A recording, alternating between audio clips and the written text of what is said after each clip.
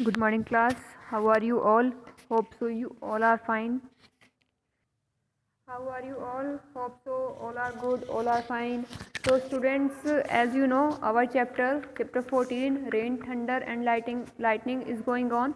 मैंने कल आपको परसों आपको उसका कुछ रिटर्न वर्क सेंड किया था और कल मैंने इसकी एक्सप्लेनेशन भी सेंड की थी आपको. तो आइए आज हम हमारी फर्दर एक्सप्लेनेशन को कंप्लीट करते हैं और होप सो ये चैप्टर हमारा कंप्लीट हो जाए, क्योंकि फिर हमें यूटी का भी देखना है और आगे इसका रिटर्न वर्क भी करना है. तो चलिए हैंड टू हैंड रीड करेंगे और हैंड टू हैंड एक्सप्लेन करेंगे जैसे हम हमारी क्लास में करते हैं. तो topic is charge in atmosphere और atmospheric electricity. Okay, Benjamin Franklin first prove that cloud builds up charge. ठीक है, जो बेंजामिन फ्रैंकलिन साइंटिस्ट थे उन्होंने सबसे पहले ये चीज़ प्रूव की कि जो क्लाउड्स होते हैं वो चार्ज को क्या करते हैं, बिल्ड करते हैं, बनाते हैं. कि जब जो बादल होते हैं जब आपस में टकराते हैं ना, तो उनके टकराने से एक चार्ज जनरेट हो जाता है. ठीक है, during a storm with lightning and thunder. बारिश के मौसम में जब तूफान आता है, जब बिजली चमकती है, तो जब बादल आपस में टकराते हैं तो उनमें एक चार्ज जनरेट हो जाता है. ऐसा किसने कहा था? बेंजामिन फ्रैंकलिन ने बोला था. Okay, now the फ्रैंकलिन्स experiment. आगे फिर इस चीज़ को उन्हें प्रैक्टिकली भी प्रूव करना था, तो इन्होंने क्या किया देखते हैं. Franklin flu a kite made from silk cloth into the clouds on a ठंडी डे. ठीक है, जो फ्रैंकलिन थे उन्होंने क्या किया, एक पतंग को उड़ाया, एक काइट को उड़ाया जो किससे बनी हुई थी? सिल्क क्लॉथ से, सिल्क के कपड़े से बनी हुई थी, जिन्होंने उन्हें बिल्कुल ख़राब मौसम में, तूफ़ानी मौसम में उड़ाया. He tied a metallic key to the silk thread of kite. जो काइट थी, ठीक है ना, इन्होंने काइट से क्या किया, एक मेटल की की को बाइंड कर दिया, जोड़ दिया. वैन देयर की जब भी क्या, क्योंकि जो की है वो एक गुड कंडक्टर ऑफ इलेक्ट्रिसिटी है कि हमेशा उससे करंट पास हो जाएगा. When there was a flash of lightning in the clouds, he received an electric shock and the key was found to have warmed up. जब भी बिजली चमकी, बादलों में से बिजली चमकती है, थंडरस्टॉर्म होती है, ठीक है, तो इस तरह से जब भी बिजली चमकी तो उनको क्या फील हुआ, उनको एक इलेक्ट्रिक शॉक फील हुआ, क्योंकि उनके हाथ में एक की थी, तो उनको क्या फील हुआ, एक इलेक्ट्रिक शॉक फील हुआ. और साथ में जो चाबी थी, जो की थी, वो भी एकदम गर्म हो जाती थी क्योंकि उसमें चार्ज कंडक्ट हो जाता था. ठीक है, from this experiment Benjamin concluded that the clouds during rainy season are electrically charged. तो यहाँ से बेंजामिन ने ये चीज़ प्रूव की कि बरसात के मौसम में जो बादल होते हैं उनमें चार्ज होता है, इलेक्ट्रिकल चार्ज होता है.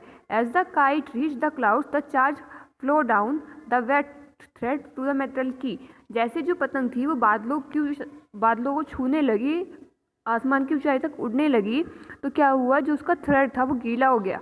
और गीला होने के साथ साथ जो बादलों का करंट था वो भी उस पानी, क्योंकि जो वाटर है वो गुड कंडक्टर ऑफ इलेक्ट्रिसिटी होता है, तो इससे क्या हुआ, जो क्या था, करंट था, वो पानी के साथ साथ उस थ्रेड में फ्लो करने लगा और साथ में उस की में वो करंट आ गया, वो चार्ज आ गया. Then he touch the metal key. और जब उसने उस मेटल की को क्या किया, टच किया, तो उसकी बॉडी को एक करंट लगा. ठीक है, क्योंकि वो एक कंप्लीट कंडक्टर बन गया था, कंप्लीट सर्किट बन गया था, और इसलिए उसको करंट लगा. Due to heat of the sun the warm air and the water vapour rise up. गर्म सूरज की किरणों की वजह से जो हवा होती है, जो सूरज की किरणों की वजह से होती है, सूरज गर्म होता है तो उसकी वजह से जो हवा होती है वो भी क्या हो जाती है, गर्म हो जाती है.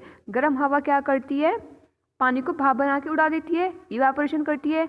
And the water vapour rises up and cold air from the above comes down. तो इससे क्या होता है, ऊपर की तरफ गर्म हवा जाने लगती है और नीचे की तरफ ठंडी हवा आने लगती है. ठीक है, the cold air mixes with the hot air, then due to friction the electrons of air get transfer to water molecule. तो क्या होता है, जो ठंडी हवा है वो गर्म हवा के साथ मिक्सअप हो जाती है और फ्रिक्शन की वजह से क्या होता है, जो इलेक्ट्रॉन्स हैं वो ट्रांसफ़र हो जाते हैं वाटर मॉलिक्यूल में. ठीक है, पहले ठंडी हवा और जो गर्म हवा है, कोल्ड एयर और हॉट एयर जो है वो आपस में क्या हो गई, इंटरमिक्स हो गई, और फिर फ्रिक्शन की वजह से जो एयर के इलेक्ट्रॉन्स थे उसने मॉइस्चर से रिएक्शन कर लिया. Okay, due to condensation the clouds are formed. Condensation एक ऐसा प्रोसेस है जिसमें जो लिक्विड है वो सॉलिड में कन्वर्ट हो जाता है. The conversion of liquid into the solid is known as condensation. ठीक है, जब जो लिक्विड की ड्रॉपलेट्स होती हैं वो सॉलिड में कन्वर्ट हो जाती हैं, उसको कहते हैं कंडेंसेशन. और हमेशा पानी के कंडेंसेशन से ही क्लाउड्स बनते हैं. जब जो बारिश की बूंदें होती हैं उनमें जब कंडेंसेशन हो जाता है तो वो बादलों का रूप ले लेती हैं. ठीक है, which are charge with the static electric charge, जो कि और हमेशा इसी तरह बादल बनते हैं, कंडेंसेशन के प्रोसेस से बादल बनते हैं, जो कि चार्ज बॉडी है उनमें चार्ज होता है, वो चार्ज पॉजिटिव भी हो सकता है बेटा और नेगेटिव भी हो सकता है। ठीक है, सपोज कीजिए एक क्लाउड पे पॉजिटिव चार्ज है और एक क्लाउड पे नेगेटिव चार्ज है, तो जब वो दो और दोनों पे ही क्या है, स्टैटिक चार्ज। स्टैटिक चार्ज मतलब जो वो अपने तक रखते हैं, फ्लो नहीं करता।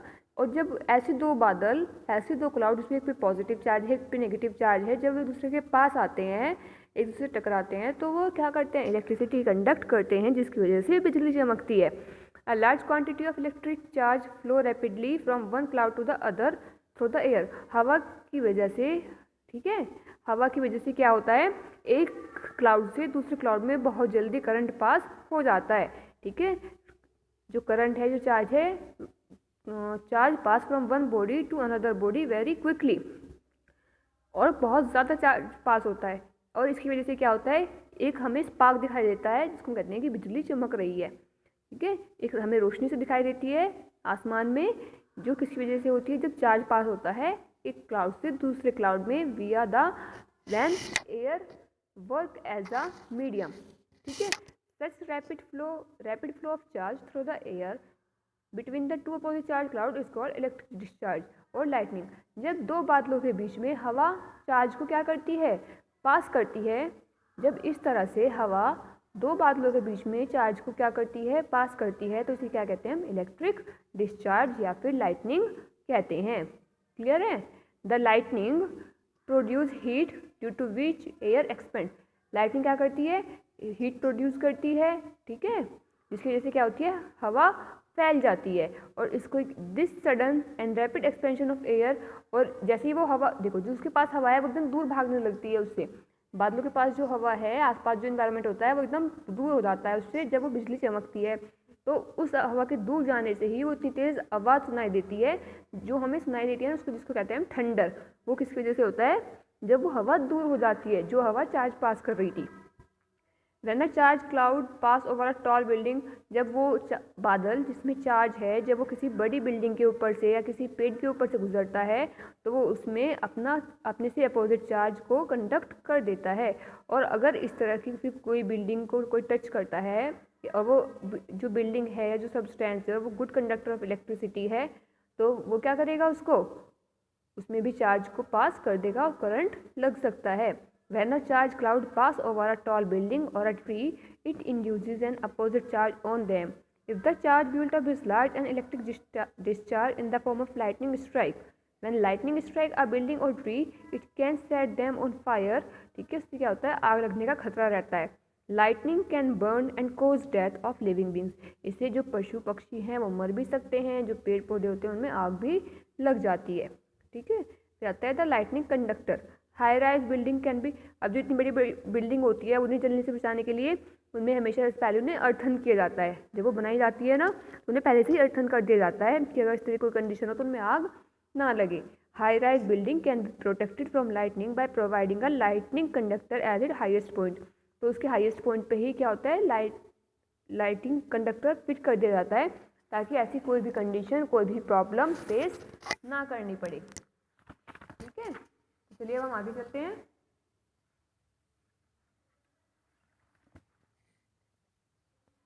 देखिए आप डायग्राम में देख भी सकते हैं, ये टॉल बिल्डिंग है, इसके ऊपर क्या लगा दिया, ये स्पाइक लगा दिया है कि वो कोई भी बिजली चमकेगी या जो क्लाउड में चार्ज है, जब वो नीचे आएगा, नीचे स्ट्राइक करेगा, तो क्या होगा, वो स्पेसशिप इसको स्ट्राइक करेगा, पूरी बिल्डिंग को छोड़ देगा, और ये जो है ये सीधा अर्थ में जाएगा। ठीक है, इससे जो वायर निकल रही है वो कैसी है कि वो सीधा अर्थ पे जाएंगी, बिल्डिंग को कोई हार्म नहीं करेंगी।